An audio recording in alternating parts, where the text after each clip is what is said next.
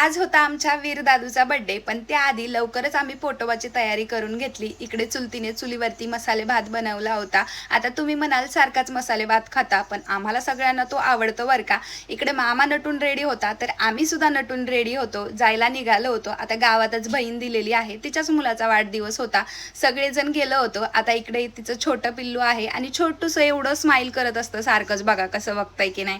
त्यानंतर हे दोघं भाऊ जाऊन बसले होते डेकोरेशनचा समोर, कारण यांना काढायचे होते फोटो।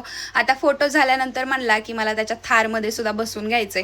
त्यानंतर सगळेजण जमा झाले होते बर्थडेसाठी। आता गावाला कसं असतं, कोणाचाही बर्थडे असो सगळेजण जमा होतात छान असं। आता त्याचं औक्षण केलं सगळ्यांनी मिळून, मी मम्मी असो, त्याची आजी असो, सगळ्यांनी औक्षण केलं। त्यानंतर फोटो सुद्धा काढले। आता आमचं असं झालं की आधी या दोघांनी फोटो काढले बरं का, भावांनी, त्यानंतर आम्ही बहिणींनी सुद्धा फोटो काढला। त्यानंतर केक कटिंग झालं, पण या दोघा मायलेकरांनी दाजींना केकच नाही कट करू दिला। त्यानंतर आहे ना, आम्ही छान असं मुरमुरे आणि केक खाऊन घेतला आणि रिटर्न जाताना आम्ही हे सगळे डेकोरेशनचे फुगे घेऊन गेलो होतो खेळण्यासाठी।